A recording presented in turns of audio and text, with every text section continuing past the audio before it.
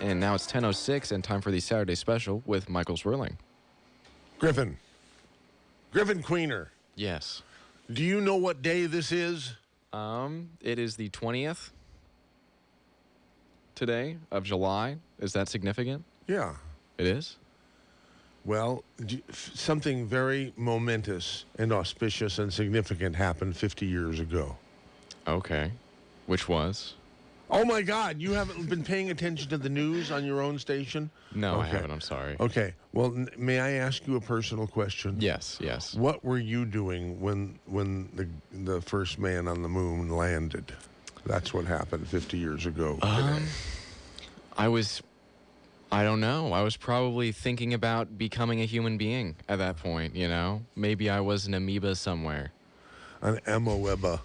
Yeah, so 50 years. God, I mean, you weren't born for like until 20 years ago, which was like 30 years after. years into it. Yeah.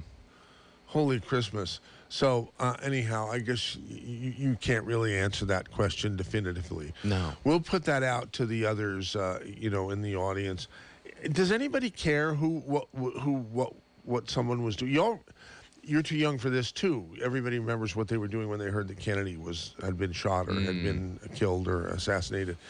Oh my God! It's Dave Michaels and his orchestra right here on our stage. How are you feeling, Dave? I'm doing well.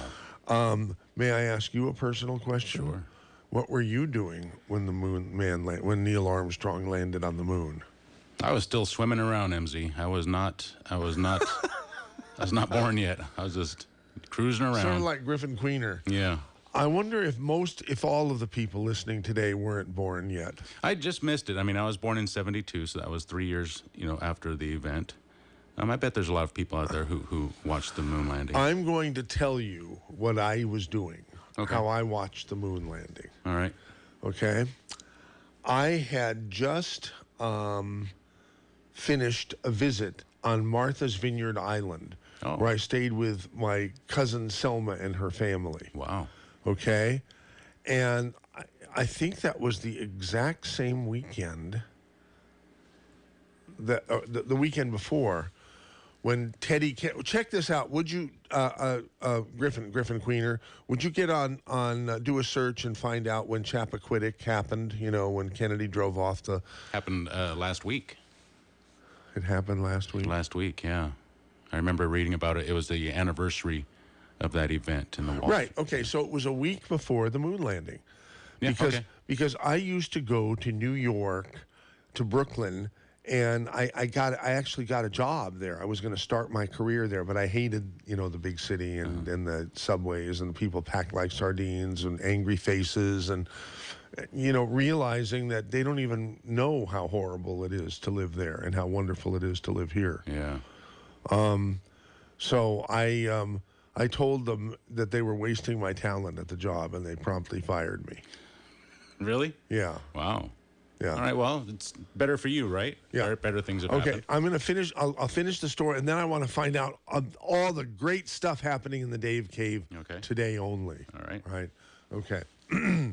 So, does anybody care that I had flown from Martha's Vineyard and landed in Boston to get the flight back to California? But I decided to take a few hours and go out onto the city of Boston because the moon was going to land.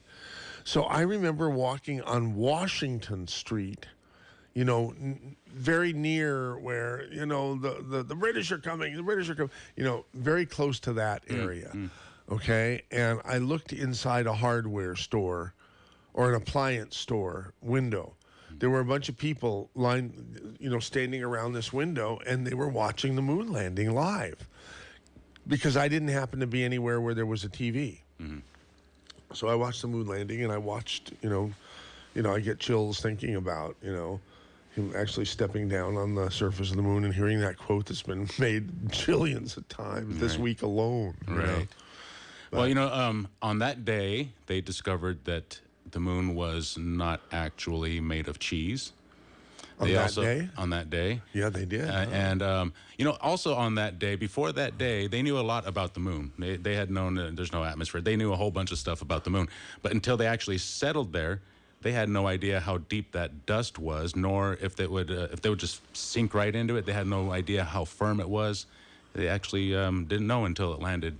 And the guy went out there and stepped on the soil and left a 1/8-inch footprint, and there you go. That's how deep it is. I wonder if you would get,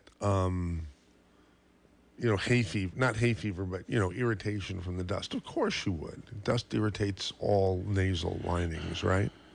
And throats. Well, the dust wouldn't act the same way it does here on Earth, though. Really? It wouldn't carry the same way here on Earth. That's a fun. I love to think about that kind of stuff. There must be a way to find out. You're an impotent person, Dave. Oh. Why don't you reach out for Buzz Aldrin and see if he has some more moon rocks or moon dust, so we can have an experiment live on Flight 1080. Tell him if we can snort some moon dust, some of his moon dust. Yeah. That guy is a crusty old goat. Geezer. Yeah. Okay. Yeah, that guy, man, he doesn't take no guff. Yeah, get him on the air and tell him that the moon landing was fake. He'll jump through the phone and strangle you. He will, but now you don't believe that. You just say that to get a rise out of people, right? That the moon was fake, the moon landing? Yeah. I never say that. I believe that we landed on the moon. I do tell people that the Earth is flat to get them to freak out. That gets people to freak out a lot. Anyone can see that. It's Right. flat. Anyone can see that. Right. I did that video, news segment about the flat Earth. You know about that? No. I don't know if it's posted on YouTube. If I can find it, I will. If it isn't already, I'm sure it's not.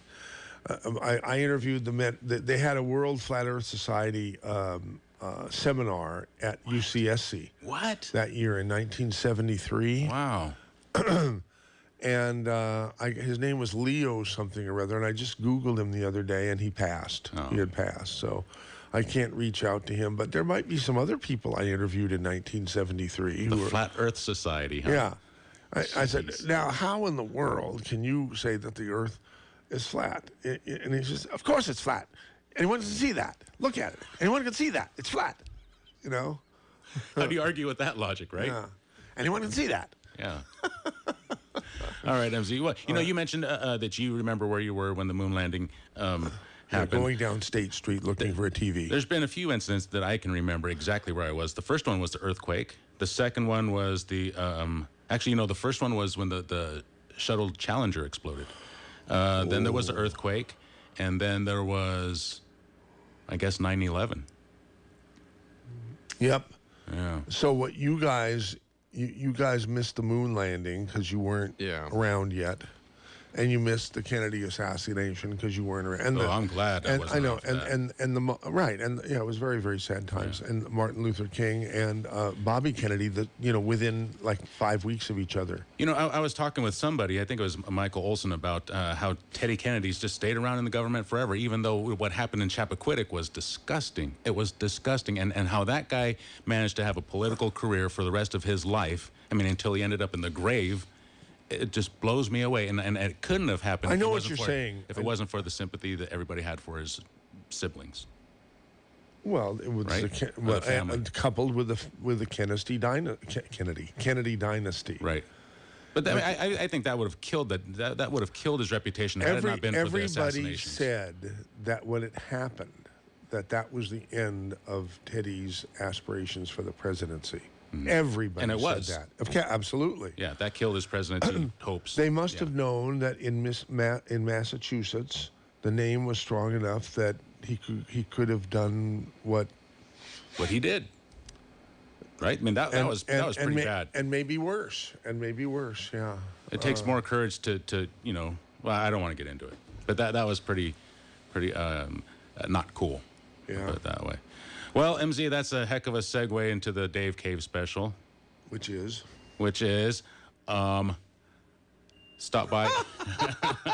Put you on the spot there, didn't I? Here's the truth, MZ. The last week's sale was so fantastic, or the week before was so fantastic. We pretty much sold out of everything. I got a 6-pack of BTT in there, which we still have. We have no glucogel. We have no OsteoFX. But I'll tell you what, today is a perfect day. If you want to stop by and check out what we do have, I will also answer any longevity question. So if you're a distributor or you've been thinking about it, today's the perfect day to stop by, and I'll answer any questions you have. I'll put it up on the board. I'll explain it all to you, whatever you want. This is probably the day to do it. Wow. And there's some good products in there. They're not the top selling products, but they're excellent products, and they're here's what we do still have. before expiration. Here's what we do still have. We do still have some tangy tangerine.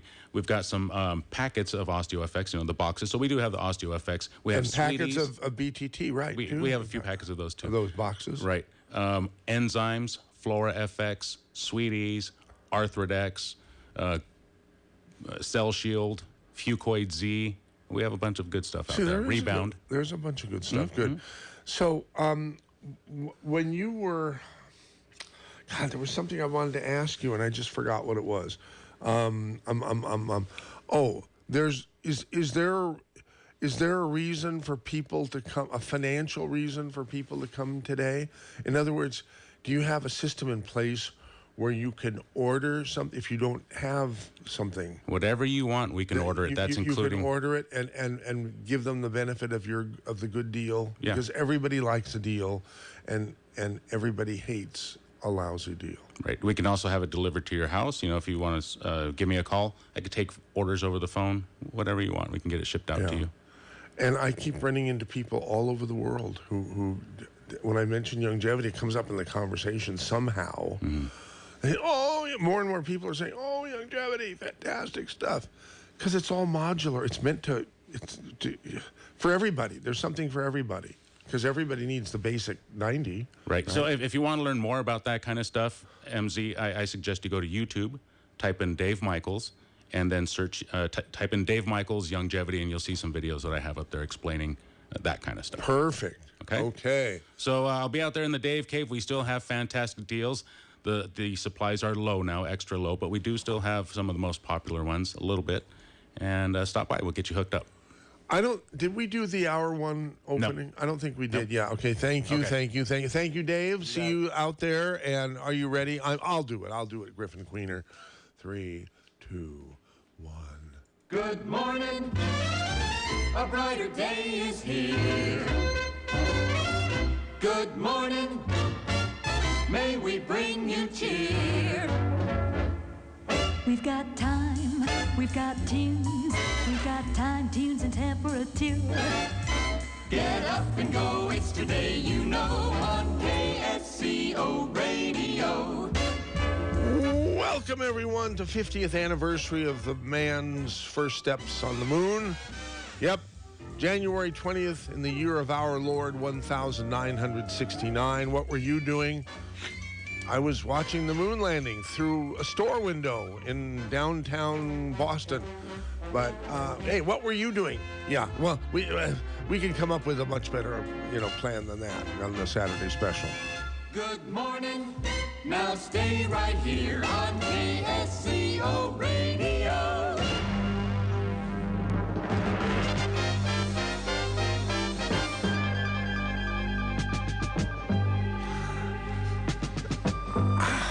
How many of you believe that the moon landing didn't take place?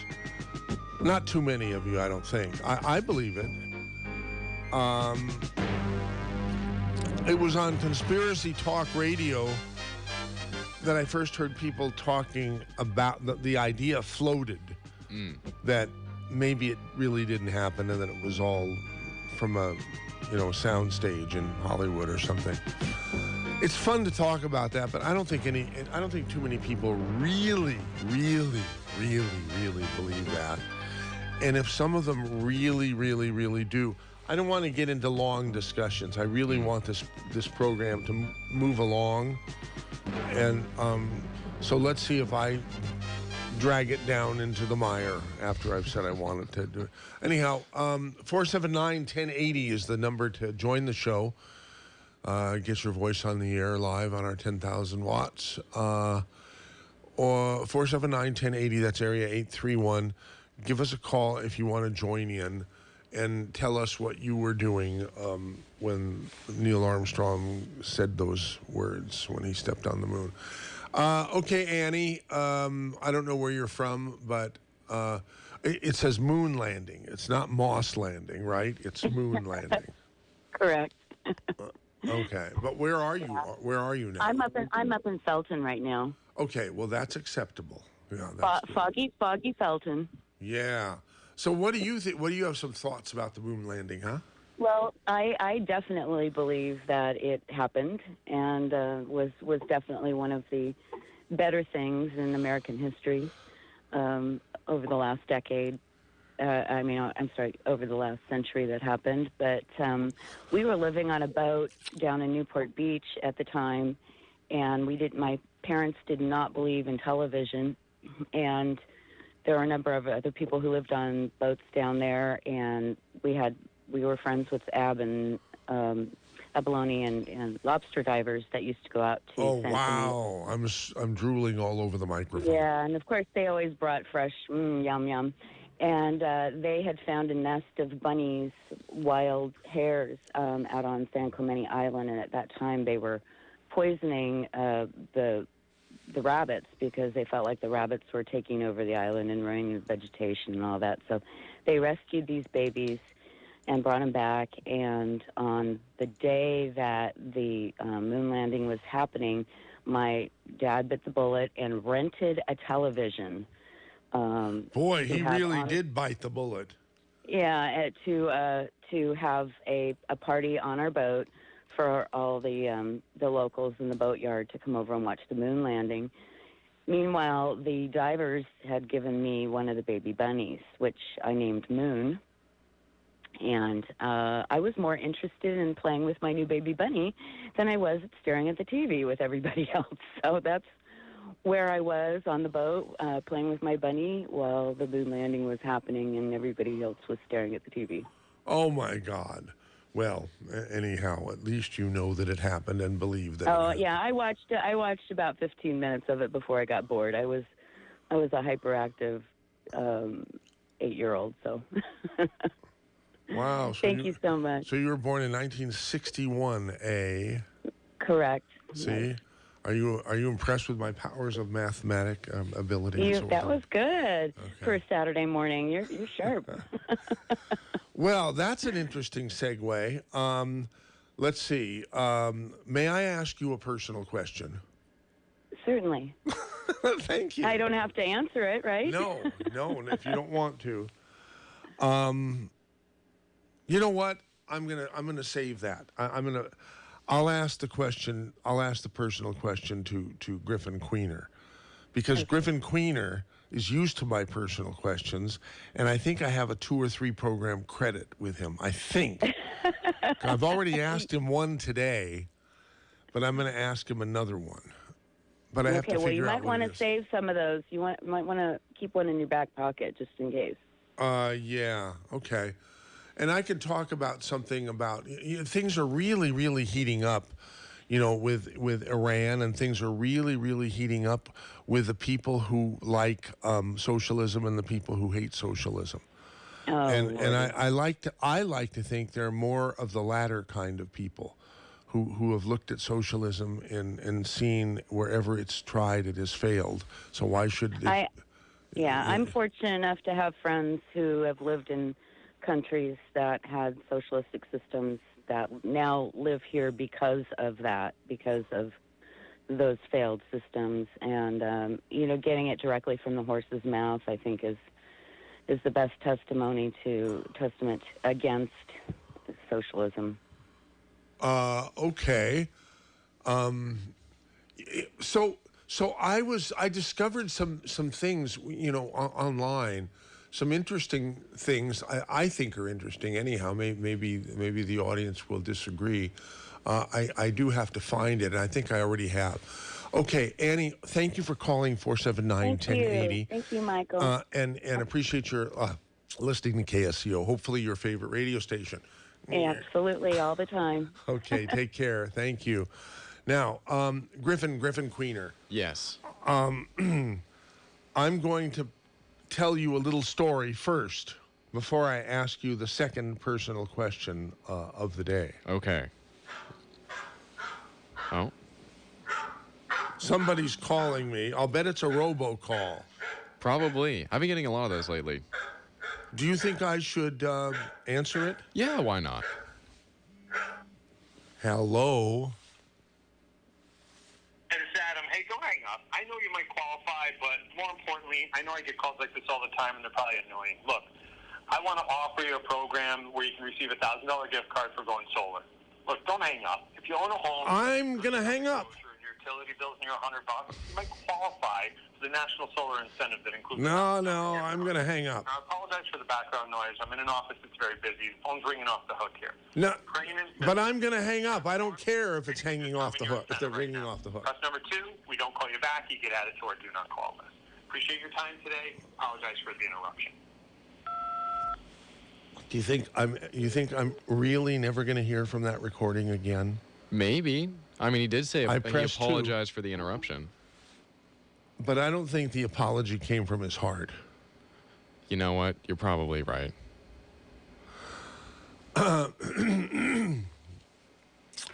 Okay, I'm kidding around, and I'm being my normal, humorous self, silly humorous self. But few things get under my skin more than robocalls and Really? and telemarketing calls and inward telemark. I think 100% of them should be illegal. Yeah. Now, how do you do that? How do you achieve that? There are these do not call lists that they've had for the last 15 or 20 years. And my experience with them is that they don't work because I put myself on every do not call list at the second I find out about it with all my numbers, and I still get the calls or the sales calls.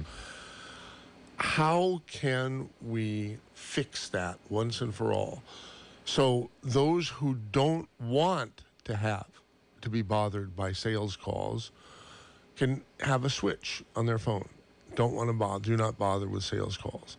And you can, and for those people, I don't know, I wouldn't know any of them. None of them would be my friends because they'd be too weird for that people who would invite and want to have, unless it was someone in the business of bothering people without their permission and trying to come up with clever new ways to do it. Those would be the only people who would answer my question, is there anybody out there who feels that robocalls and telemarketing without permission should be 100% illegal? What do you think? I absolutely agree with you. I hate them. It feels like an invasion of privacy almost. Like, why do they have my contact information? Does why are they allowed to anybody just call me? disagree with that? Please call us at 479-1080. I'm throwing out a couple of questions here, and I'm going to come up with what I hope will be a really, really good question. All right. Last night I was watching.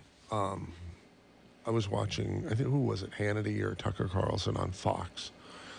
I do watch other shows, but watch other news stations, but I do watch Fox probably 85% of the time, because the others, I don't know, I guess the others just rub me the wrong way. And like Fox rubs differently thinking politically people the wrong way. Yeah. So I was watching, and by the way, Diane in Santa Cruz about the moon landing, stay there. We haven't forgotten you, and I appreciate that you called, and we'll get to you in a little bit here, but I want to finish this story. Okay, I was watching Fox News, and I started feeling dizzy or weird, or my head was being, I don't know what was happening, and I got scared. I don't know what it's like to have a stroke, but I'm told that a stroke is a brain attack. And a brain attack, usually has a headache or a dizziness. I didn't have a headache. I did have dizziness. I had weird, I don't know, it's like I was almost seeing two different images from each eye almost, and I got concerned. I said, oh my God, I'm all by myself. What should I do? In case I'm having a stroke that's a blood clot, I should take 2 aspirins. So I took 2 aspirins. Okay. And, I've heard that, there are 2 kinds of strokes. There are bleeder strokes, and if you give blood thinner like aspirin to it, then you make it worse and the person will almost certainly die. Yeah. Anyhow, this is what all these thoughts were going through my head. And then I realized I'm not having a stroke. I'm having a trip. I'm a person who does not, I've had plenty of pot in my lifetime as a kid. I was never a pothead. I never bought anything in my life. I don't think I ever paid a penny for anything. It was only if I was invited by friends, to smoke a joint or something like that. But what I had done last night, without realizing it, is accept 3 pieces of candy from a friend. And they were ingestible type most candy is.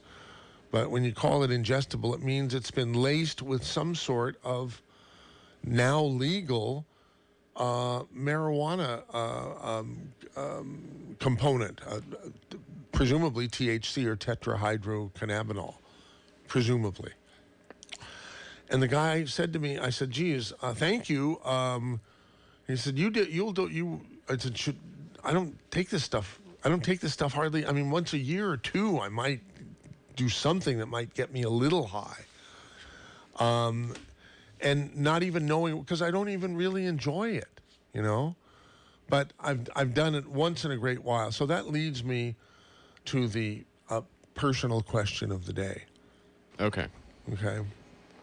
Wait a minute. I didn't finish the story. I thought I finished it, but anyhow, then I remembered that I had eaten not 1, not 2, but 3. The 3 pieces of hard candy my friend had given me that he told me was laced with, marijuana or something that's now legal. So I don't have to worry about doing anything illegal that you're not supposed to be doing. Not that ever stopped me before, but I didn't do it a lot, back when it was illegal. Now, I hardly did it at all, so. Because, again, I don't enjoy the feeling. So why did I eat, when I shouldn't have eaten 1 candy even, why did I eat 3? I don't know. I think I remember the guy said it's not very powerful, and so I figured the candy tasted good. I want to have another candy, and then I wanted to have another one. And I had totally forgotten about it. It was about an hour and a half later that I thought I was having a stroke. Okay, so when I realized what it was, I figured, okay, I just got to lie down and let it pass, right? And I feel, I don't know, probably 98% now, but not 100%. And unless I feel 100%, I'm not stepping into a car. So I'm going to be walking for as long as I feel this way. But here's my question, my personal question to you, Griffin Queener. Have you ever gotten stoned? Yes. Okay. And what, frequently? Well, I was very afraid of weed for a very long time, and that's because my first experience was with an edible, and it made me forget the next 3 days of my life. I took it, and it was a much higher dosage than I was told, and I also was only supposed to take a bite of it, and I ate the whole thing. And then I remember just feeling like I was gonna pass out, and then I woke up, and I was in my bed, and I looked up and I saw my sister, because she was in my room, and I was like, hey, is it, because I took it on a Saturday, and I said, hey, is it Sunday? And she said, no, it's Tuesday. And I was,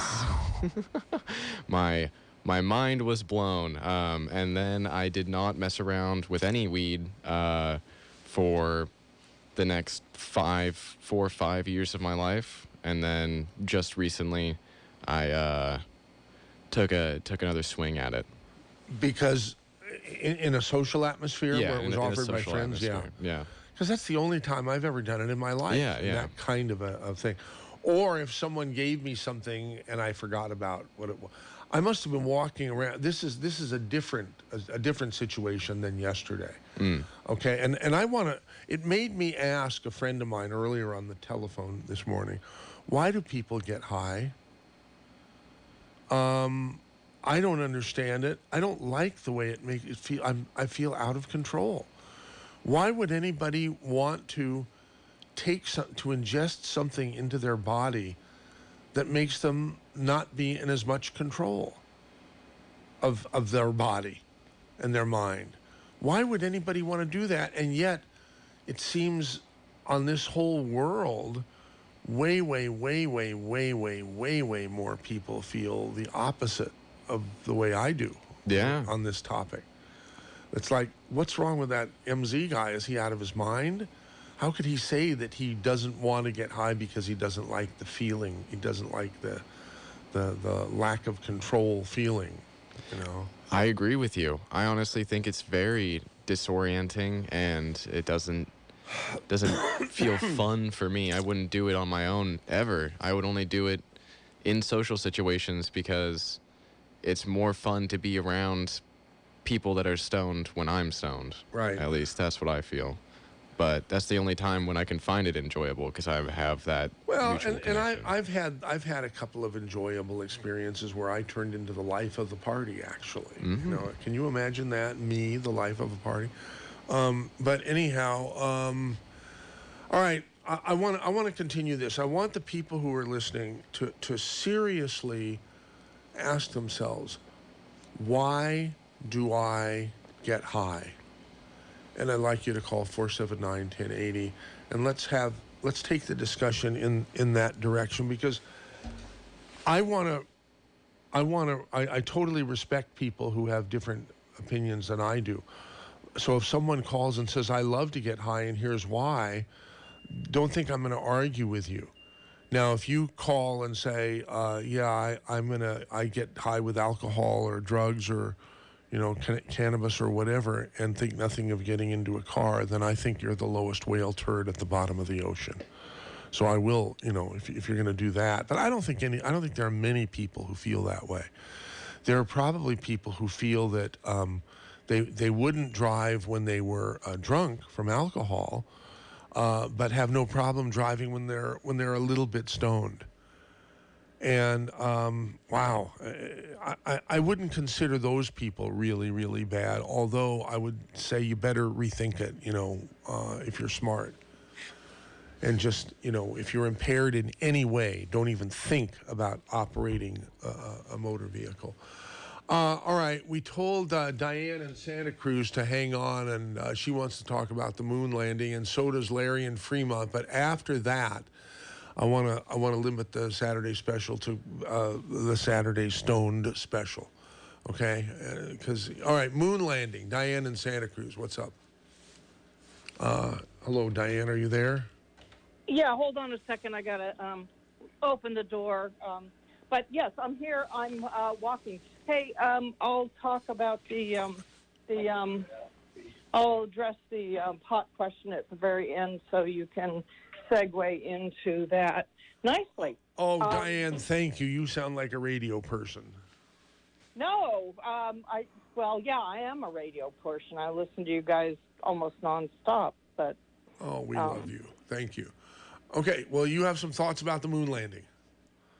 Yeah. Or some recollections. Yes. So I was 19 at the time and laying on my parents' floor in the living room where we were all watching the moon landing at my folks' house. And it was just such a historic, meaningful event. And, you know, you look at these guys that were so brave as to do that, and then I kind of fast forward and I go, you know what? I mean, people are vilifying people like Columbus and all these explorers, and those guys were equally brave. They went out in these little tiny ships crowded with people and didn't know where they were going. But anyway, that's to the bravery and ingenuity of man. Can you imagine that mankind actually built those ships, did the communications? Plantronics was the headset. Local company, Local company, and I actually got my own MS-50 T30-3. Really? I don't know sure what did. that is, but It's the headset, the Plantronics headset that traveled to the moon. The actual, I mean, not the actual model, not the actual one. Anyhow, Oh, that's somewhere I have one of those. So Does it still work? you know, I haven't discovered it for probably 35 years, but I think I have it somewhere in an old Plantronics pouch. Actually, it's pretty cool. Yeah. Hey, well, thanks for calling in. Well, wait. The other thing I wanted to say about the moon landing was, if you go to Monterey, have you ever been to the Civic Center there, the little beautiful park across the street from the Monterey Museum of Art? There is a historic building, and then off to the side is also the Civic Center. But the grounds in this one particular area are so beautiful and beautifully maintained, but they have what's called the moon redwood. And the moon redwood, the seeds were actually taken up, and they were on the moon. They came back. The city of Monterey was lucky enough to get some of the seeds and, planted it. And this tree is there now for all to look at and marvel at. And it's just amazing when you think about this tree having gone all that way and coming back. And now it's, probably 30 feet tall or whatever. And it's just magnificent. Well, I'm going to have to go see. What's the exact location, please? Right across the street from the Monterey Museum of Art. And it's in old town Monterey. Would that be Alvarado Street or? No, you're going to have to look it up. Okay. That's all I can say. All right. But anyway, so getting back to the pot question. Excuse me, what were we talking about? No, I'm just kidding. Hey, going from a pothead to, to the point where my short-term memory was really affected. Yeah. And that's the pot that happened, decades ago. And after I retired, I was able to dabble a bit in an edible that somebody gave me. And you know what?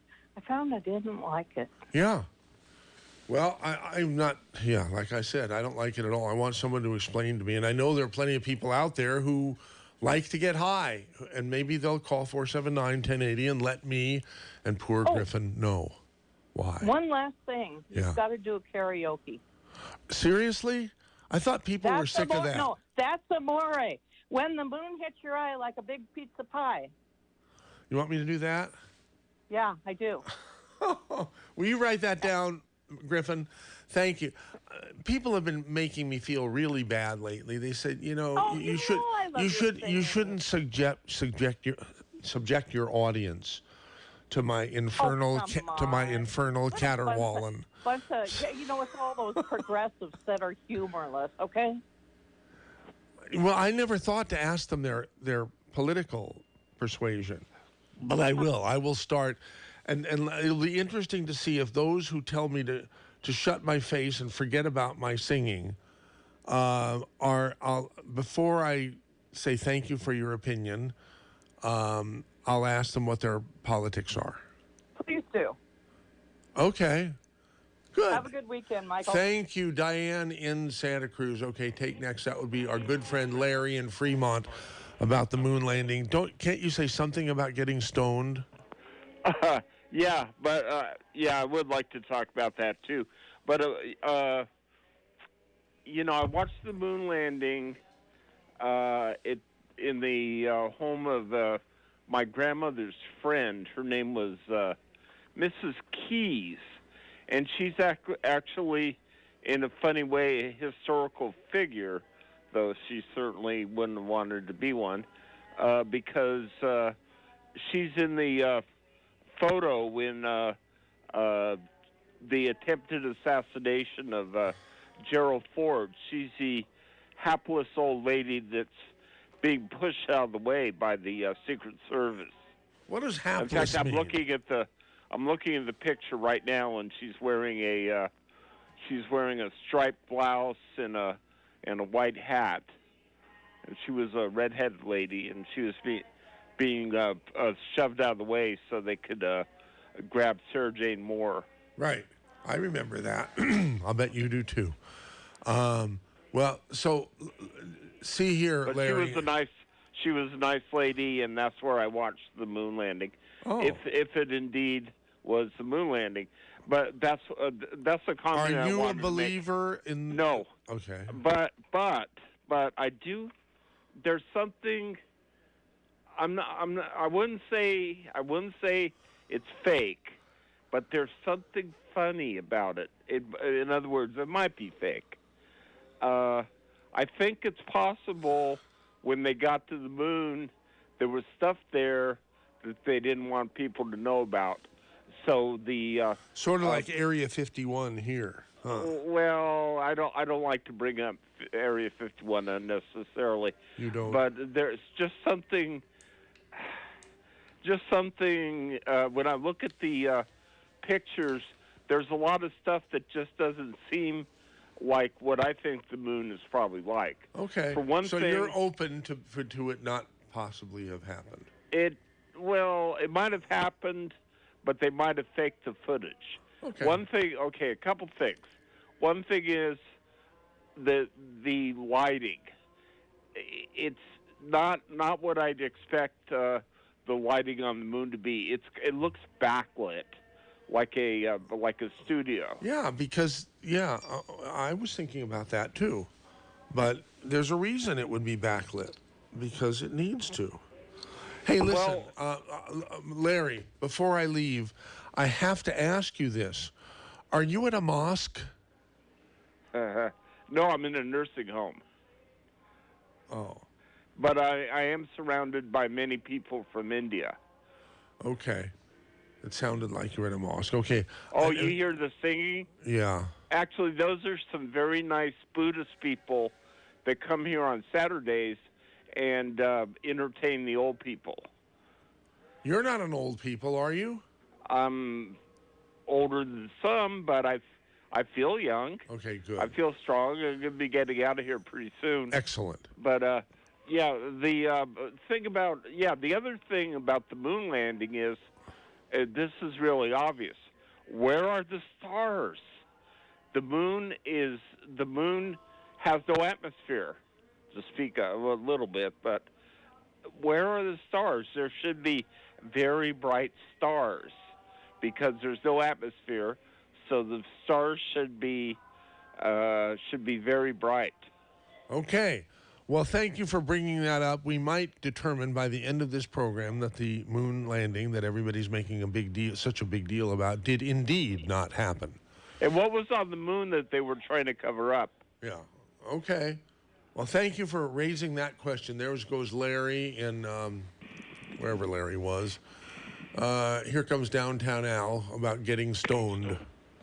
Hey, Michael. I want to talk about getting stoned inadvertently. But first, I wanted to say something about the moon.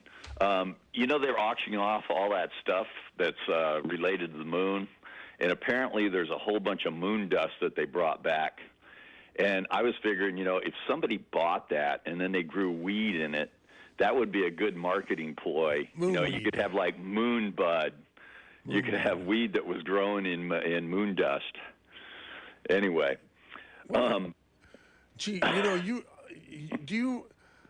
That's an excellent idea. I found that whenever I have a really good idea, 50 other people have had the same idea and are way ahead of me in executing it. However, what if this is the one that doesn't fall into that category? I don't know. Anyway, it'd be a good gimmick. But I wanted to talk about one time, because it's horrible when you get stoned unexpectedly. And God, I don't know what to do. And I'd made a bunch of furniture that was like hemp furniture, and I was driving up to this thing that was supposedly a hemp festival in Eugene, Oregon. And I'd probably spent like 8 or 10 hours driving this giant van full of furniture up to this hemp festival up there. And it was in the Condi Lumber Company's lumber yard. So it was this dusty, horrible place.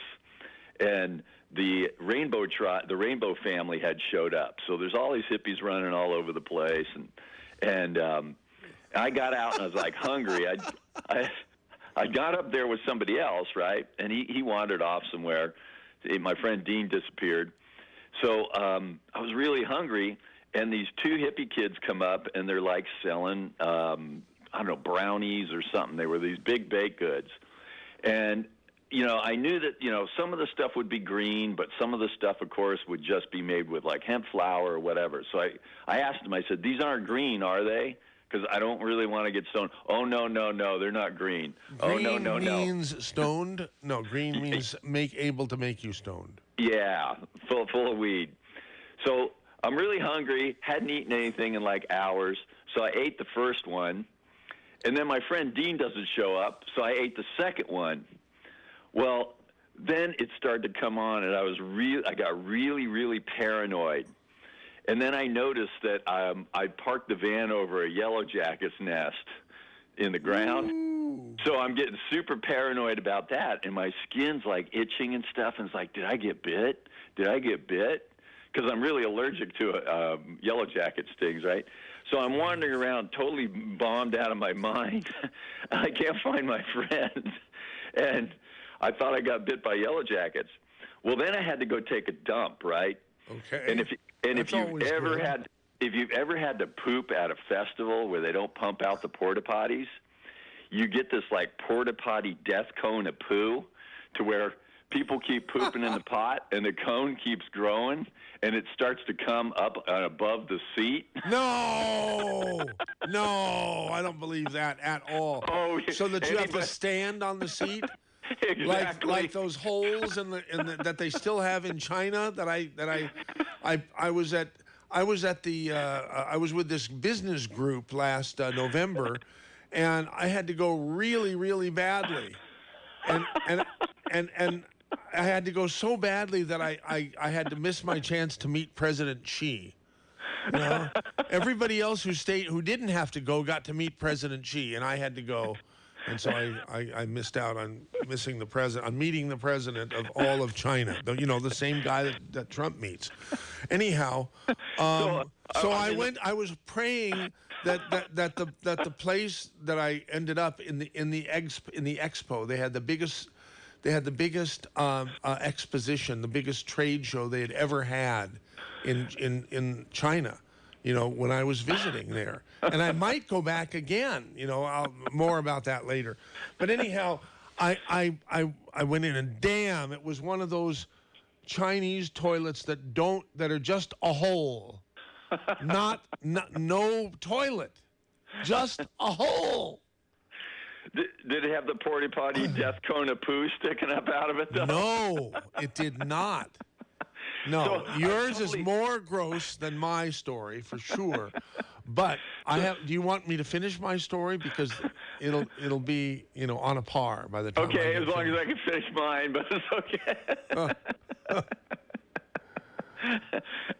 Anyway, I'm in this toilet. I'm trying to crouch on the seat, and it's in the dark. And of course, all these hippies are beating on drums and stuff all over the place and dancing around.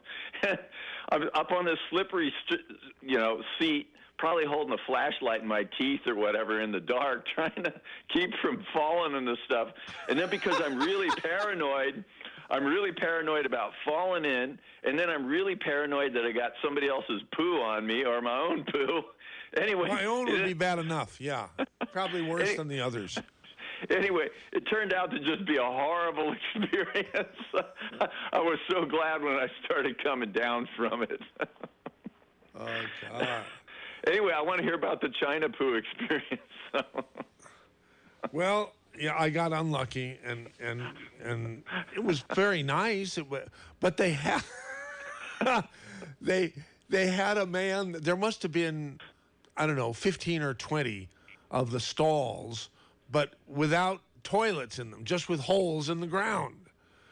And how do you even squat? I mean, when you're a guy, how do you even learn how to squat without falling backwards into it? How do you know that? And there was nothing to hang on to. So what I did is I just squat. I squatted, and it just went. But it missed the toilet. I mean, not the toilet. It missed the hole. Maybe 10% of it went in the hole. The rest of it went on the ground next to the hole in the wall. And they have these attendants, these nice dressed in white men, and there are probably some female ones too, but the only ones I saw is the one that had to clean up my stall. He did not have a happy look on his face. He took all his implements and gave me a pretty dirty look. Pretty dirty. I got to, and I didn't expect it because I figured, hey, that's the way they do things, and every once in a while someone misses. And it's perfectly normal for someone who's never done this before to miss. I didn't miss 100%, maybe 90, but anyhow. Well, I hope you gave him a big tip. I didn't have any money. I mean, okay. And I didn't want to give him a credit card because that would have been weird. Anyway, I just want to say one thing before I get off. It is really horrible, though, if somebody gives you some sort of drug or some unbeknownst to you, because No, it was really known to me. I can't be upset with my friend. My friend was my friend was pure class in every way. But it was me that was stupid. I should have taken a half of one, just to see, because on 2 other occasions that I can think of in my life, I've embarrassed myself by getting, totally bleeped up. Yeah, I guess I was stupid trusting like some hippie kids selling stuff. Yeah, no, this guy was perfectly trustworthy, but when he said there's not a whole lot of stuff in each one of these candies, that's the last thing I remember him saying, and I liked the taste of the candy, so I ate not just one, I ate the other 2 also. I had the same and then problem. forgot about it. These are good. Yeah. And they didn't taste medicine-y or anything like that. So I'm just wanting to know what I have to look forward to. Can Griffin Queener give me any pointers?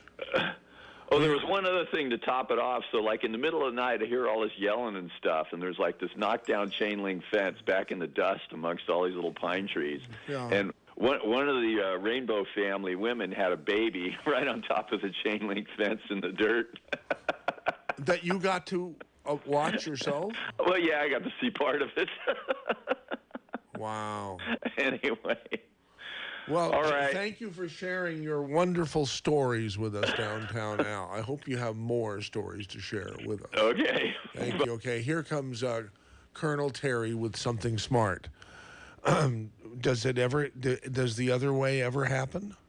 No, because I only offer things that I know the facts and have evidence to support. So you don't have to say something smart. You can just say the usual.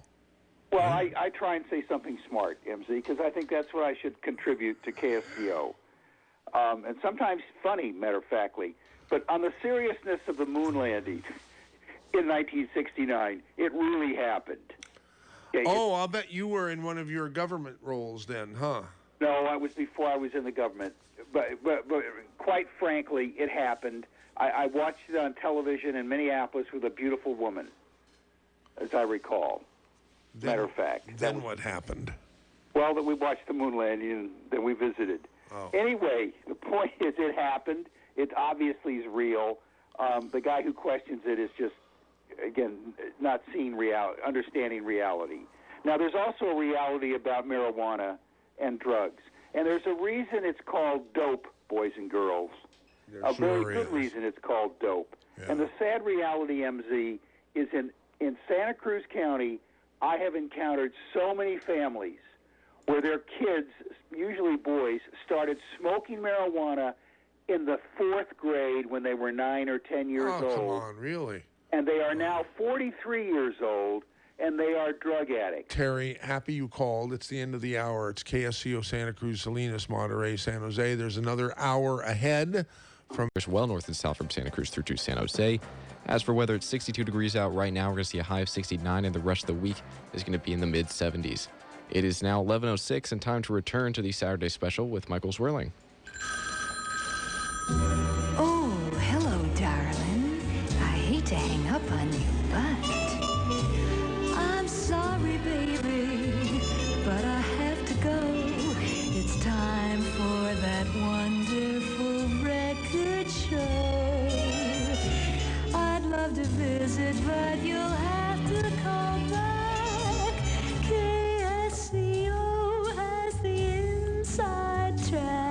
I think it was Annie last hour that requested that I sing Amore, that's Amore by Dean Martin, I think. We need to honor her wishes. I'm sorry, baby, but I really gotta go to KSCO Radio. Bye. I thought I was done, but smart Terry, Colonel Terry, obviously had more to say because he's still there. Okay, go ahead, say it, Terry. I wanted to finish MZ with, yes, there's a reason it's called dope, and the tragedy of 9-year-old boys starting to smoke grass, and by the time they're 43, having had a lifetime of drug addiction. And I can give you 20 examples in Santa Cruz County of that pattern. Okay, give them. So we got a problem here. By names? I've seen people driving, exchanging tokes while driving, young men in this city. And my last point is, look at the opinion page today in the Sentinel regarding the library parking garage ripoff of the taxpayers of this county. Okay. To serve the selfish, greedy interests of Cynthia Matthews. Maybe she'll come on the Saturday special. Invite her on. I'd be happy to debate her. The library, the old library building, could be restored at $7 to $9 million, adding 2 more floors to it. Why should we spend $30 million and do away with the farmers market location on Wednesdays? You got me all up in arms now because I agree with that. Read Stephen Kessler's excellent article on today's opinion page on the library. Okay. And by the way, speaking of the Sentinel, I read a story online on the Sentinel yesterday. There's a squirrel that's biting people's asses left and right. They captured it, and it's 3 offspring, and they've gone to a safe place in the forest, and it took 2 fire trucks and hook and ladders and so on. Isn't that great? I guess it's great. I was going to say that I think that squirrel should be put to sleep. No, that squirrel was defending its nest and its offspring. Wait a minute. Okay, so where was this nest in a very public place? You know, I mean, somewhere downtown on a corner, and it was the name of the squirrel was Emily, known in the neighborhood.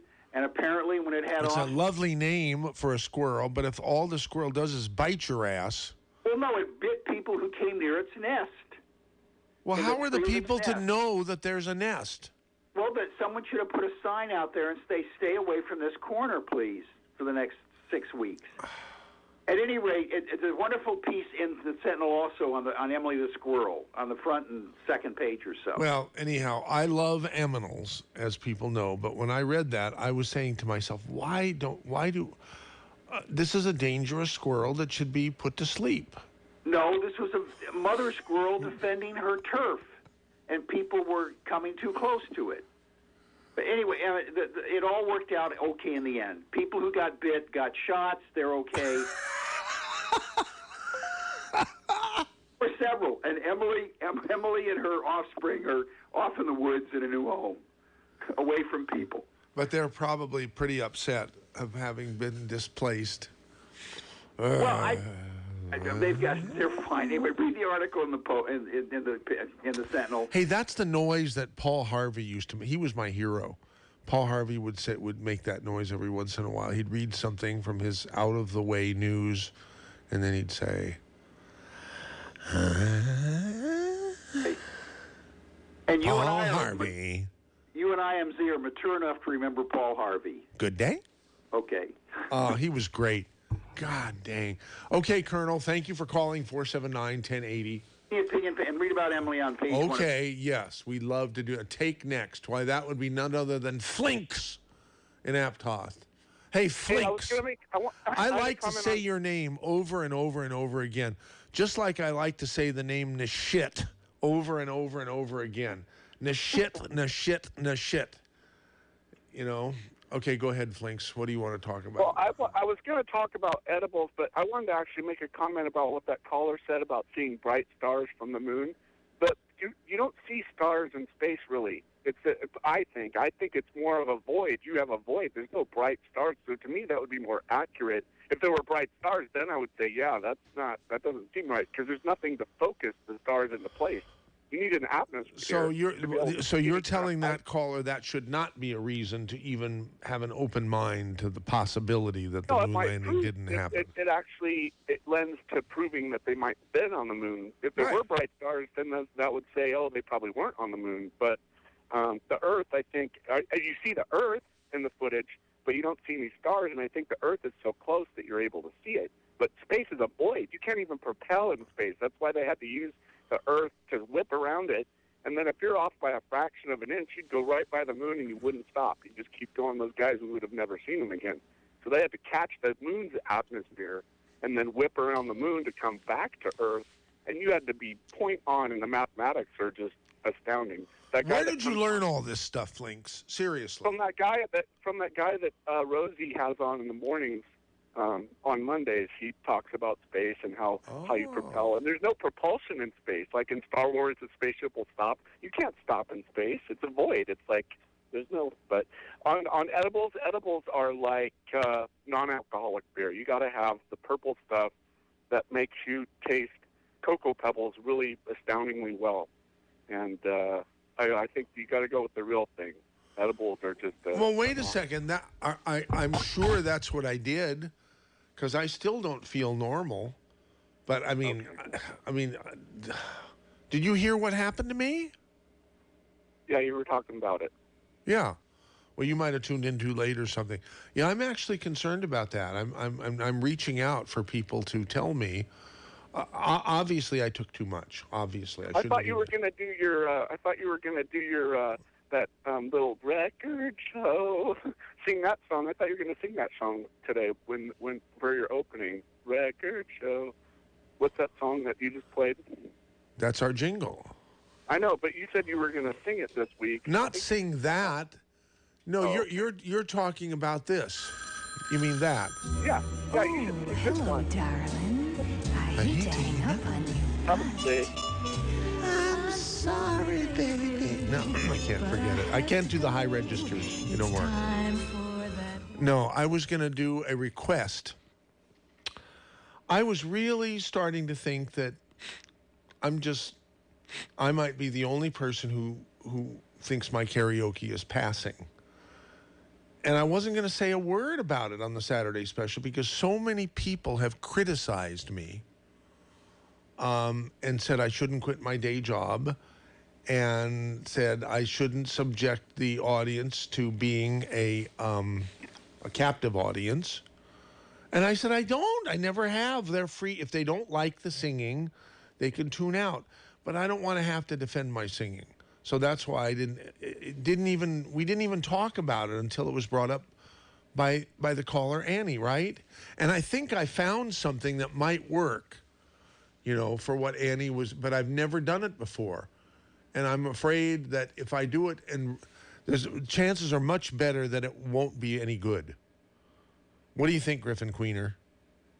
I think you should take the chance. Well, okay. Now, I found it on YouTube here. It says, that's amore. By the way, Zim in Santa Cruz about moon landing was faked. Oh, yeah, stay on. But I want to discharge this obligation first. I've never even searched for this. This might be one that I might get into and then not like, so I'll switch to another one. I reserve the right to do that. Okay, here we go. Let's see if something will come on.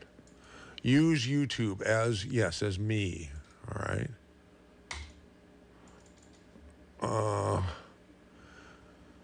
So this is Dean Martin. That's amore.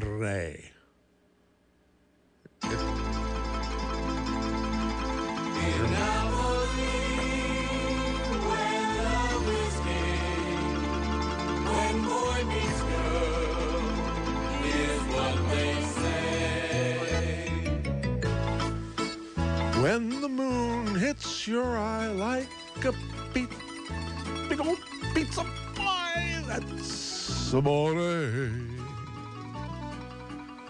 When the world seems to shine like you've had too much wine, that's amore. Bells will ring, ting-a-ling-a-ling, ting-a-ling-a-ling, and you'll sing Vita Bella. Hearts will play tippy-tippy-tay, tippy-tippy-tay, like a gay tarantella.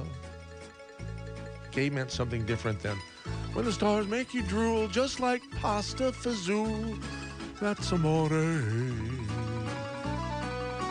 When you dance down the street with a cloud at your feet, you're in love.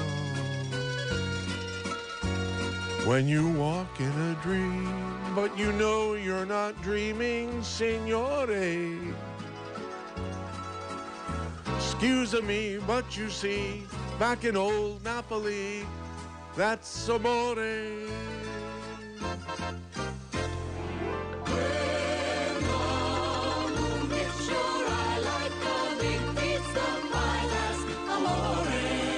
That's amore. When the world seems to shine like you've had too much wine, that's amore.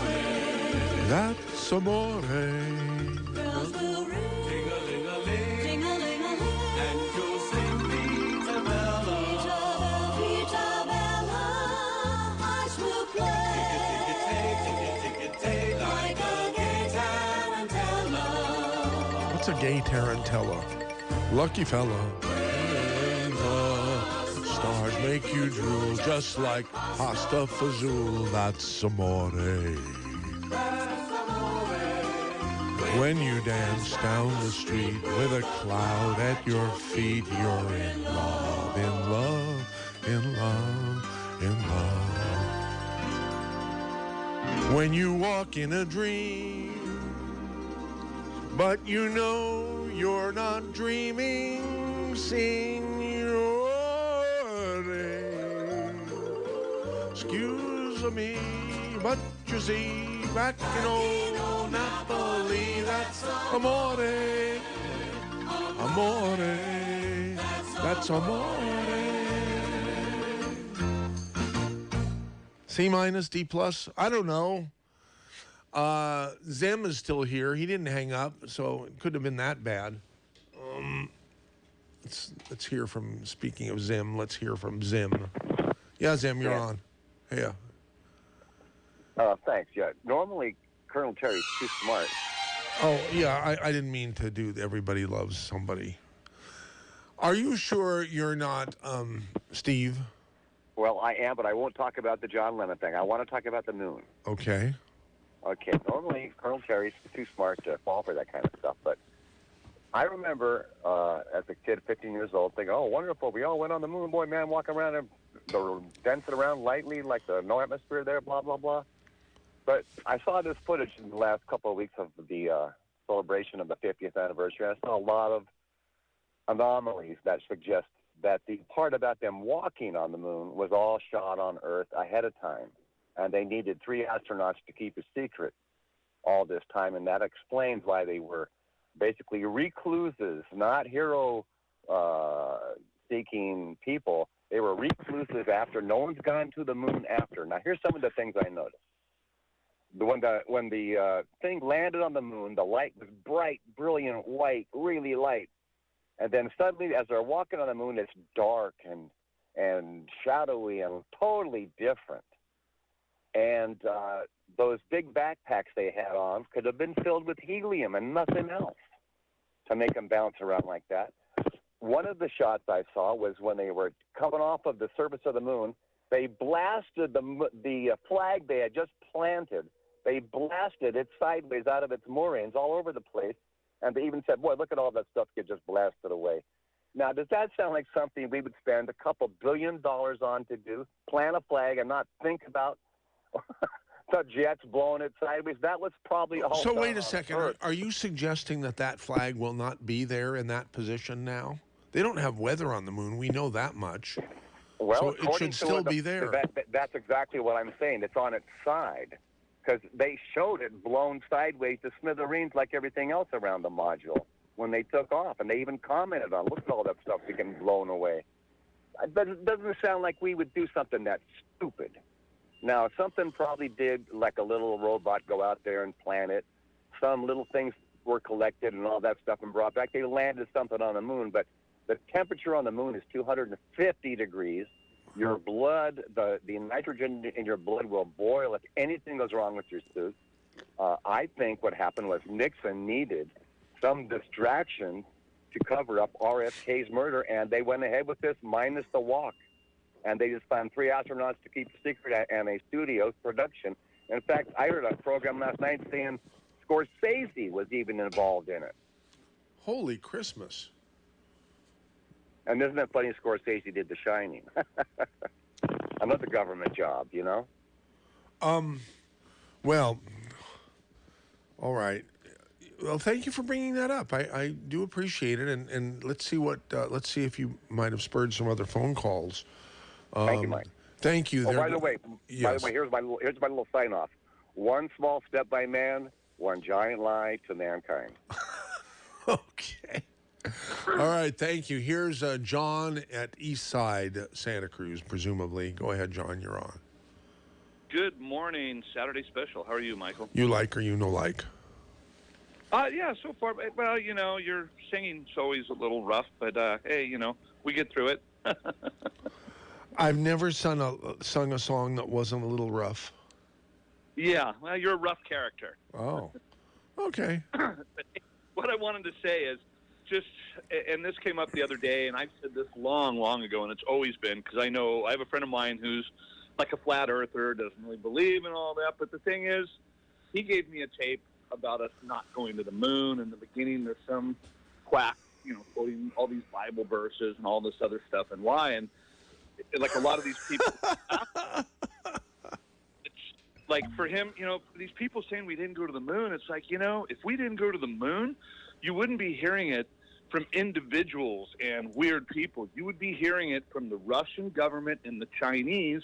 And you would have heard it many years ago because it was a race for intellectual superiority at that time to see who could get to the moon first. And if we didn't go, it wouldn't be debunked by all these quacks and people coming out of the woodwork. It would have been the Chinese and the Russians saying, no, the U.S. didn't go to the moon. And that's crickets. You don't hear anything out of them about that, or at least I haven't, you know? Wow. Well, okay. I mean, doesn't that make sense, though? Because at that time, it was a race for intellectual superiority between, you know, the three I superpowers. believe for sure. I believe for sure that we went to the moon. Oh, and absolutely. And that those were true pictures. Yeah, and again, anybody who doesn't, they need to do a little research. Should be put to sleep. And, well, that's a little rough, maybe for a little while, but the thing is, again, it would be the Russians, the Chinese would be the first to step forward saying no, you know, and basically everybody that says no, they're a bunch of quacks. You know, what the hell's wrong with these people? I don't get it. You know? Huh. So, okay, I'm reading. Thank you. Have you ever gotten high? Me? Yeah. Yes, I have for many years. And that's another thing, like Colonel Terry talking about all these kids that start smoking weed and become addicts. You know, that happens, and some people are just predetermined to do that. My kids both smoked weed through high school. We kind of knew it. They had good grades. They played sports. We didn't make too big of a deal about it. Well, now they've moved on in their life. My kids are both creeping up on 30. Neither one of them smoke weed anymore. My son's a firefighter, and my daughter works in a pharmacy in a hospital. And a lot of the kids that there's a handful of kids they hung around with that are drug addicts now, and there's a handful that aren't, that did it, and more that aren't. I mean, my son had a horrendous ankle injury when he was 18 skateboarding. He got a triple lateral fracture, ended up with a plate and 9 screws. And he was taking the opiates for a very short period, couldn't wait to get off them. And, you know what I mean? They say that's where people get addicted. And, yeah, it does happen, but some people are just wired that way. I mean, I think my son's probably got a thing with like 5 or 6 of them laying in his room in case he was injured surfing or hurt or something. But it's not like for sure. I'm a big believer in that. And I don't want people to think that I'm a believer that drugs should be illegal. I don't believe that. I think My father was one of the very first people who said, let the people kill themselves with the drugs, it's just no big deal. But don't have this drug war that is a big failure. And the first time, I think I've told this story before. This is I didn't witness this, but I heard about it. The first time, then a candidate, Leon Panetta, this would have been in 1976. That he was down, shaking people's hands, getting to know people on the Pacific Garden Mall, and he ran across my father, and he said, "Will you support me for Congress?" And he said, "If I'll support you if you immediately get rid of or try to get rid of all the stupid laws about drugs that are on the books that just are totally ineffective, and there's a war on drugs." And at the time, I'm told that Leon Panetta looked at this weird man and sort of backed away from him. And that weird man was my dad, but I think he was right on. I really do. Yeah. Well, again, like with Colonel Terry, and he's intelligent at times. So he's much more intelligent than he may. Do you think he's not intelligent more times than he is intelligent? He comes across pretty good, but I think he's got a pretty inflated ego, and he's probably not half as smart as he thinks he is, but he's not stupid. But like the whole drug thing, saying about all these kids and, people passing cars. I mean, I haven't seen that. And again, I'm 57. I started smoking weed when I was probably 15. I was in high school, mid-70s. I smoked weed, took Quaaludes, did all kinds of stuff. But I just kind of grew out of it over time. And I became 60. But why did you do it? You must have liked the feeling of getting high. Yeah, but I think back then a lot of it was also, it was illegal. You were being bad. Okay, well, what about now? What about now? Do you ever feel like getting high? I mean, I don't know why. I must have felt like getting a little high, or I wouldn't have accepted those 3 candies yesterday that I shouldn't have eaten even one of. But that I ate all 3 of.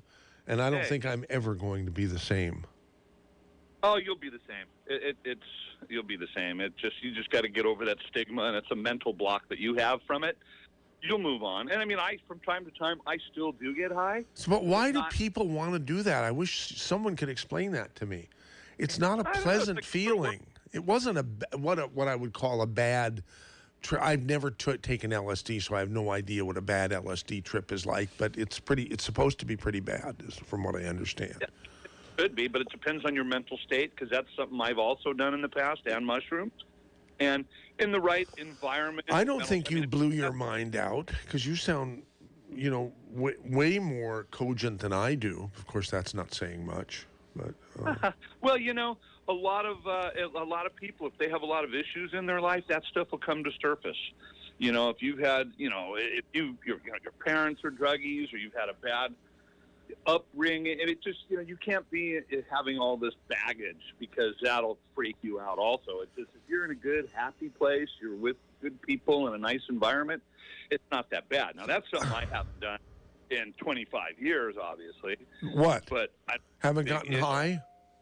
No. I was plenty high since then, but no, LSD, mushrooms, psychedelics, things like that. And I still get high from time to time, and it's like a lot of people come home like to have a glass of wine. I mean, like when my kids were in high school, they had other friends that their parents were so dead set against, like weed, and so negative on it, but they're fine to be sitting around drinking tequila shots with their friends, and not a big deal for the kids to be drinking. I felt a lot better knowing that my kids weren't really boozers, but they smoked a little, than my kids going out with friends that were starting to drive and running around that were drinkers, because bad things don't really happen when you've been smoking weed, but when people have been drinking, bad things happen. Yeah. And that's a fact. That's just I don't think the drinking and driving laws can be tough enough. I don't think it's possible. No, it's not. So anyhow, hey, thanks for the call to 479. But anyway, not everybody becomes a drug addict, man. I know so many people that have smoked and done stuff that went on to be attorneys, doctors. I mean, productive members of society, and probably have a much more open mind and view of some of the things that certain callers you have will touch on, because they have that open-mindedness about them. And it's not that smoking weed's not that big of a deal. It's really not, and kids move on. Well, fast. I didn't smoke it. I ingested it this time, and I am not a happy man at all. Yeah, get over that again. But hey, the thing is, like kids going out and doing that, they're not going to end up dead like people from alcohol. There's no comparison in any way. But anyway, that's it. But we went to the moon. For everybody out there that thinks we did, Yes. come on. The Russians and Chinese would be debunking that. Not a bunch of Exactly. Okay, thank you, John, in East Side, presumably Santa Cruz. Michael. Yes. I just realized that I think I have an answer to your question about why people smoke weed. No, why If you just people get or high. why people get high in Yeah. general. Why do they even want to? It's not a pleasant feeling, I don't think. Well, You're not in control.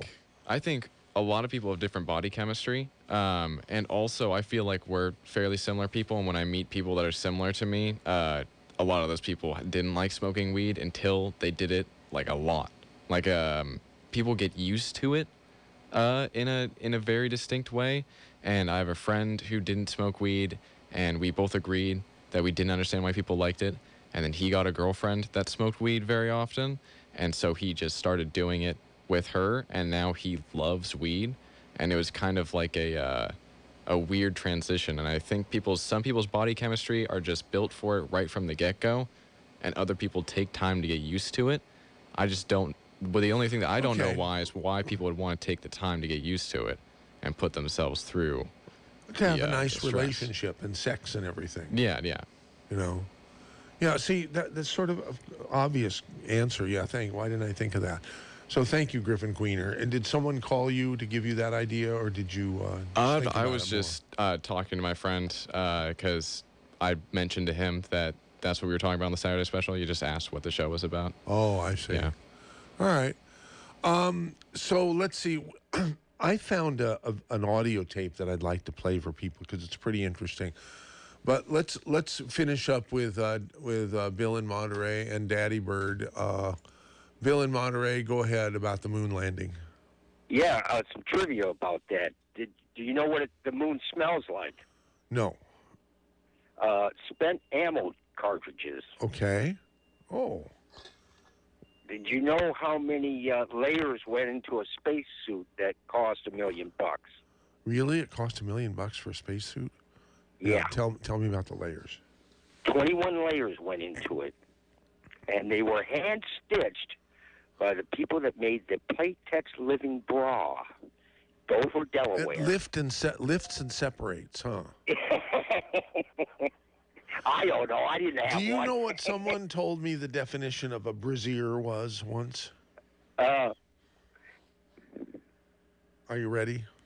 Yes. Let's see if I can remember this. A non-swing, double-sling, super-duper flopper stopper, over-shoulder boulder holder. Yeah, I think I have heard that now that you mentioned it. Now, you know there was 2 landings on the moon. There was one in 69 and one in 73. Yeah, that's right. I remember. Yeah, I've forgotten the year of the second one, but yeah, there were 2. Yeah, and Apollo 13 had an oxygen tank blow up in the one of the modules. They were worried about giving an unlucky number to an Apollo, launch mission, and for good reason, because Apollo 13 did blow up and did cause problems, and we almost lost our astronauts, as I recall.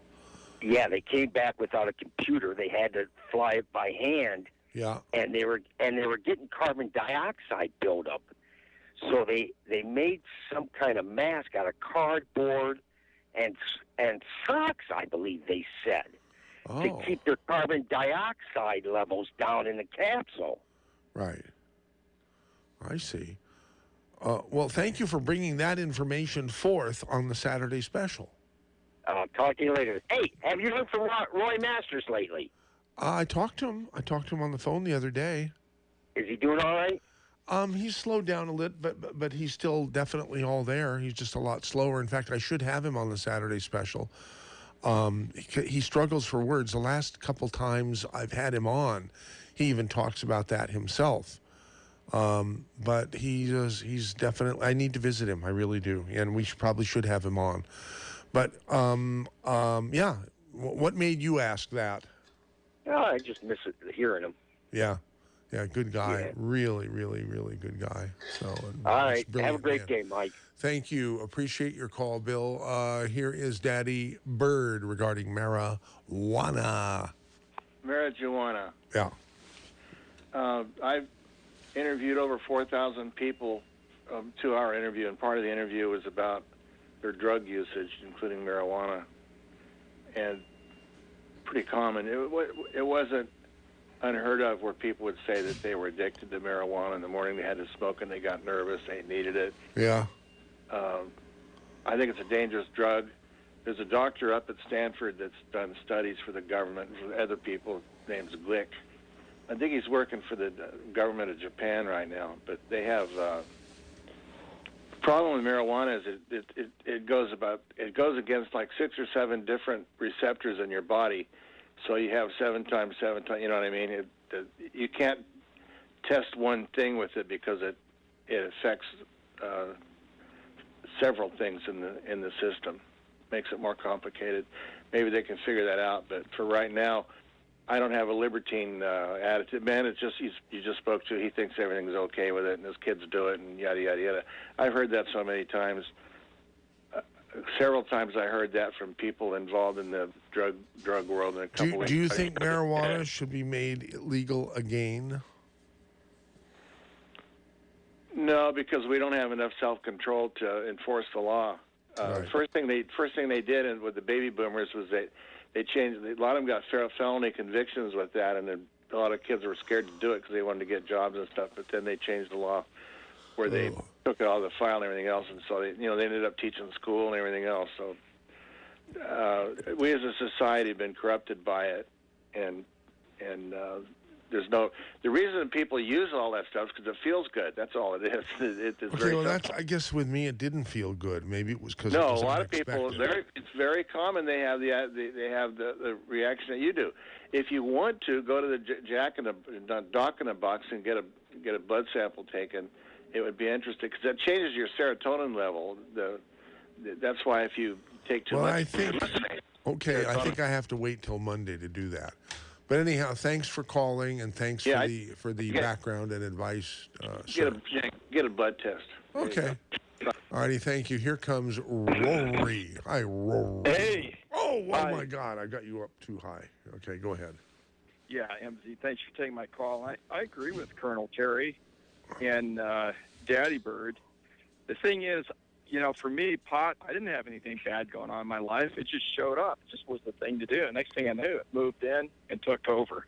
And I know people that moved on to other drugs, people that aren't alive anymore from my high school class and that group, guys that went on and used acid and flipped out.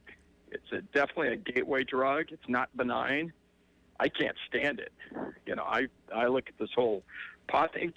Go back and listen to 2 Cannabis Connections ago. They had a guy on that helped when they were drafting the legislation to make it medicinal marijuana legal back whenever that was in the early 2000s. And they debated, should we go for the whole enchilada? Like, let's see if we can get it legal, or should we make it medicinal first? They go, no. If we go for the whole enchilada, people will revolt. So it's always a little chip away. And that's what happens. And as far as that other caller he still is a stoner. And I don't trust anybody. If somebody's a stoner, they can't think clearly about it. Okay? It's just that simple. I don't think I can think clearly right now. Well, you need a couple days to get off Couple of it. days? It's been a week. Oh, I don't know. Listen, MZ, it's been 41 years since I got high. Okay? And I got high every day, 2-3 times a day in my high school years. Okay? And it is moving down the ladder to 5th graders and below. And it's been like that for a couple decades. And the other point I wanted to make is that the sensations that you have. Okay, I'll give you an example. You felt like you were having a stroke, right?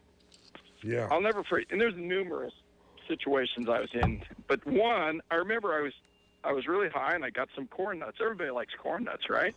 I just love corn nuts. Okay, it's a good thing you didn't eat any.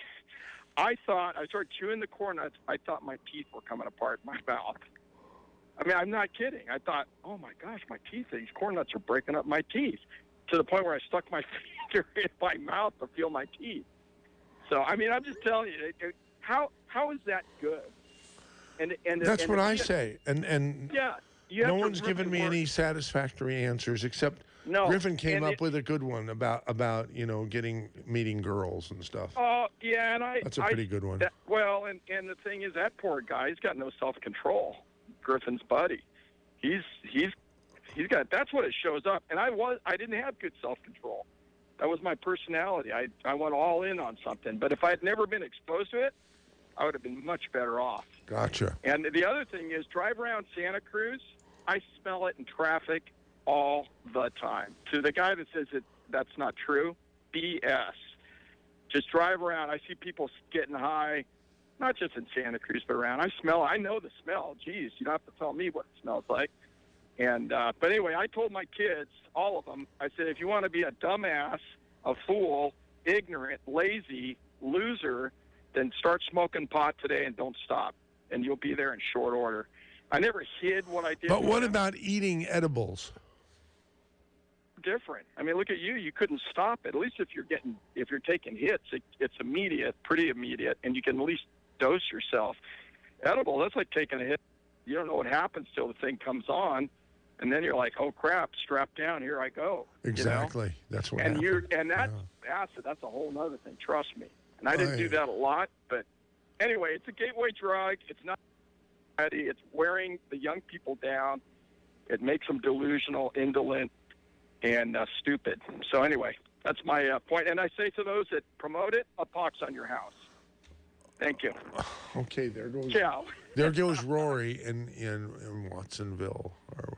Now here is Lucas in Soledad, and it says thank you. So of course I want to hear this. Yeah, no, I just want to thank you, MZ, for talk radio. Okay, because I'm 59 nowadays, and I've been listening to for so many years. In fact, if you remember Frasier, you remember that show? Sure. Early 80s. And, people would Or call late in. 80s, I guess, yeah. Yeah, and people would just call in, and to me, it's just a kind of a vent situation where people, they don't have no one to talk to about it, because the wives don't want to hear about it, the husbands don't want to hear about it, vice versa. So it's like, all right, well, who do you talk to? And friends don't want to hear about it because they're too busy doing their thing. So whenever I hear talk stations all across the country here, because I do construction, so I've been to a lot of states, and I've always found it a great. Are you with a big company like Granite or DevCon or someone? No, I work for Century Communities. I work for a big home company, that's for sure. We're about the 15th largest in the United States. Okay, and so we build homes everywhere. Okay, and we're in about 12 different states or something like that. I don't even know anymore, but so when I build homes, I supervise like 30 to 40 at all times. Lucas, I'm looking at the thank you. I appreciate that. Now, I'm looking at the clock here, and I'm realizing we have to move on, or we're not going to be able to finish up everything I want to. But thank you for calling, and thank you for the thank you. Wow. Okay. Take care. Here comes Nathan in Santa Cruz about marijuana. Hey, good morning. How are you feeling? I'm feeling pretty good. I just smoked a bowl. I'm one of those people, I'm allergic to opiates. So I don't get that when I go to the hospital. They give me either ketamine or I've all got things, the fentanyl. Why do you go to why do you go to the hospital? Well, whenever I used to skate a lot, ride bulls, extreme sports. I'm from Florida. I'm kind of a cracker. So it's like we used to do a lot of stuff that was extreme. But when I was a kid, everybody that I knew was on pills. Everybody took a pill. They had a pill for everything. My family was like hypochondriacs. But if they found out the hard way I'm allergic to opiates, I was on Ritalin. I threw a bottle of Ritalin in my locker one time in gym. It bounced back out. Kid goes, "What's that?" I said, "Ritalin. I hate it." He says, "I'll trade you some weed for it." Okay, so I was 12.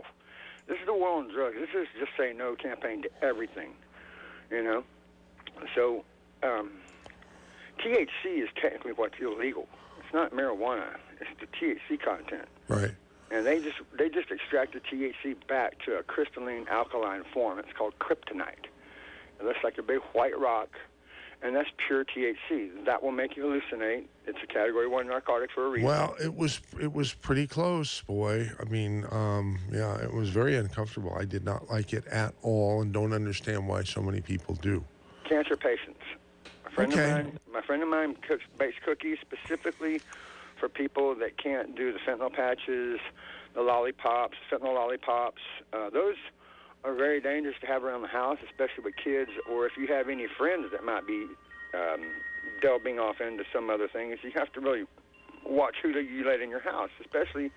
I used to not let high people in my house or clumsy people.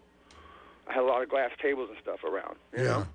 So you gotta really watch. You really need a coach. Yeah. You do stuff like that. Somebody coach you through it. You know. I like to do stuff like that by itself. I like to stay away from clumsy people too. Yeah, I mean, because just something in of general. mine will end up being busted. Yeah, and then you can't. But it's called plausible deniability. You already know this person's clumsy. You know they get too drunk. They know they get too high. They know they're full of BS. Full of BS. Tolerate That's them outside exactly your right. house. You know, there's certain places that you don't let people like that dwell. You know. Yeah. But Nathan, thank you for sharing. I appreciate the call. Next time, man, go get a massage or something, man. You should get high and get a massage. You know. Oh. Yeah. But so wait a minute. Are you urging me to get high? Because it's a feeling I don't No, I'm like. saying I said when something like this, I don't care what it is, happens, you should have a buddy system. Yeah. Okay. And then you should be around someone that you could actually say, hey, man, I don't feel too good. You think you rub my shoulders? Or because I'm a massage therapist also. And I know a lot of times that people would get high and they call me, oh, my God, I'm freaking out. I'm not I'll be there and just give them, rub their hands, rub their neck, their head, back of the head, chakras, hit all the receptors. Right. Talk to them, calm yourself down, ohm a little bit if you can. Milk will bring you down, okay? If you're lactose intolerant, try almond milk or something like that. Oh, I love almond milk. Yeah, that will As long bring as you it's down. not too That'll sweet. clear your buzz quicker than anything, dude. Great. Oh, I need to. I don't think You need I to need. research out. You should pull somebody up. Somebody come in that tells you how to regulate that. Like, Right.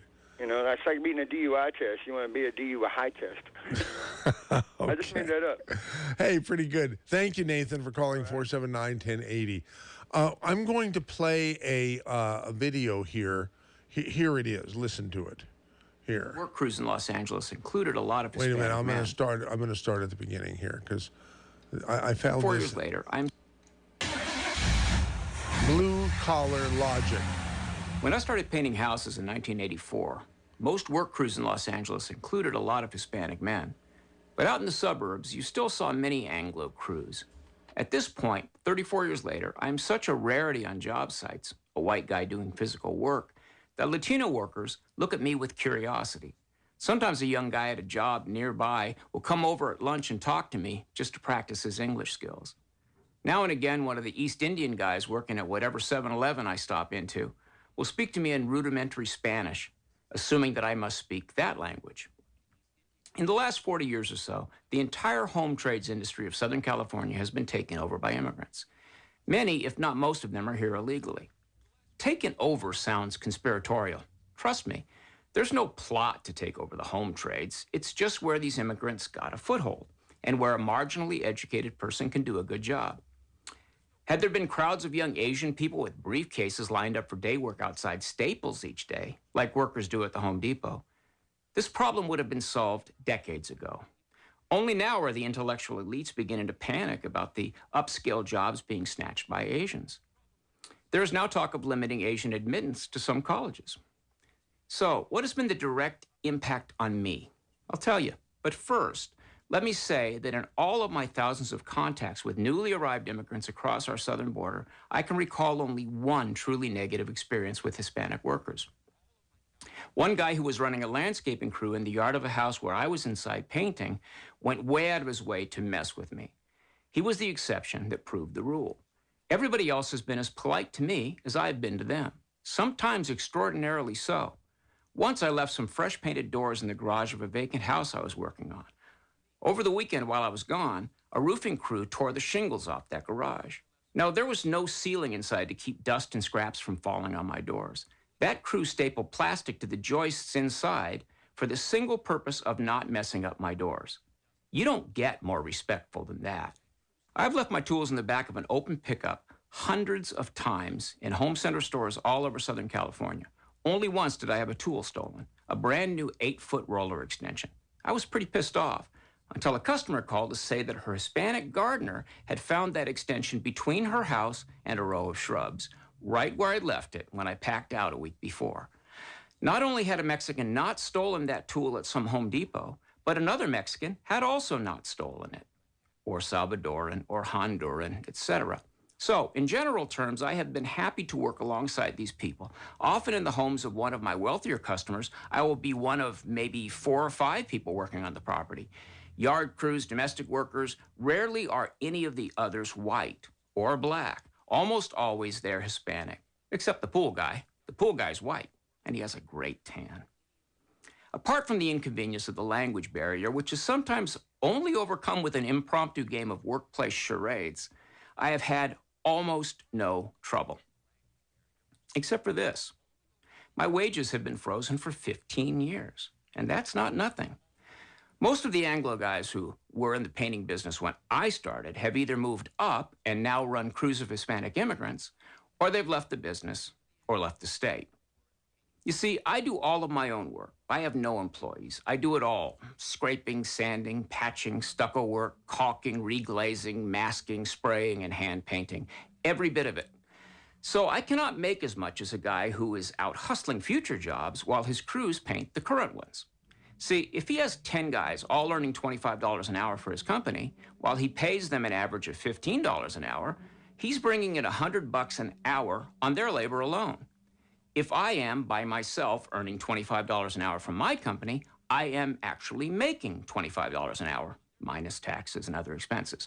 So, unless I want to run crews, I have 2 choices, really. Either work alone and make my current wage, or work for another painting contractor and make even less. Had there not been a glut of labor in the home trades willing to work cheap, people would be accustomed to paying more for a job. And it's not only depressed wages that I deal with, but also a mountain of competition. It's rare that I will paint a house and not see at least one flyer show up on the door from another house painter. This is simple supply and demand stuff. More workers ready to do each job means that the labor is valued at a lower rate, period. You've heard people say this: undocumented immigrants are doing jobs that Americans won't do. Oh, really? Imagine that there had been no illegal immigration into the Southwest for the last 50 years. Would there have been no homes built? No lawns mowed, no children cared for? What would have happened is that fewer people would have lined up to get a job hanging drywall or setting tile, because not every American does want to work with his or her hands. But not every American wants to sit behind a desk either. So those jobs would have gotten done just by fewer people. That means you'd schedule your work a little farther out and expect to pay a little bit more. So more homeowners would do their own work, like my folks did. More kids would be doing chores, like me and my brothers and sisters did, and more people would be prioritizing their budgets in order to save for the important things. There would be fewer kids who have never cleaned their own rooms or spent a few hours on the weekend with hedge clippers in their hands. A new generation would better understand both the value of work and the value of money. And it means that there would be a hell of a lot fewer intellectual elites who have no clue how working Americans live or how smart they actually are. And when the pressure for more workers got too severe, legal immigration would solve that problem. Imagine a society that actually bothered with such concepts as balance. But what about the countries to our south? Wouldn't they all be in much worse shape? I think they'd be in better shape. Why? Because they would have not been drained for decades of their hardest working, most risk-taking citizens. Do we think that those people, when facing the corrupt systems of their home countries, would not have risen up through society to make the needed changes? I don't think that for a minute. I know guys who came here at 18 with nothing and now have 6 trucks and 20 guys working. That's right, not every contractor is Anglo. Many, if not most, are immigrants themselves.